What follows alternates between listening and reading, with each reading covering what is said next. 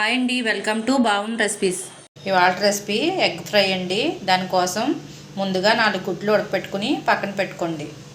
చందమామ cut అవ్వకుండా ఎగ్ని ఇలా cut చేసుకుని పక్కన పెట్టుకోండి. ఆయిల్ వీటెక్కిన తర్వాత పచ్చిమిర్చి ఆనియన్స్ వేసుకోండి.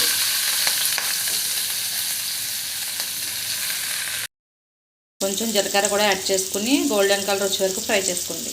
అల్లం వెల్లుల్లి పేస్ట్ వేసుకుని పచ్చివాసన పోయే వరకు ఫ్రై చేసుకోండి. ఇప్పుడు వేగిపోయినాయండి ఆనియన్స్. కారం, సాల్ట్, గరం మసాలా, పసుపు అన్నీ యాడ్ చేసుకుని ఒకసారి ఫ్రై చేసుకోండి.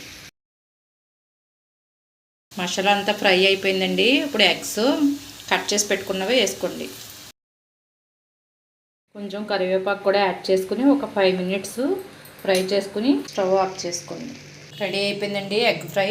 మీరు కూడా ఈ రెసిపీని ఒకసారి చేసుకుని చూడండి, చాలా టేస్టీగా ఉంటుంది. ఒకసారి ట్రై చేయండి. ఈ వీడియో కనుక నచ్చితే లైక్ చేయండి, షేర్ చేయండి. మరిన్ని రెసిపీస్ కోసం సబ్స్క్రైబ్ చేయండి.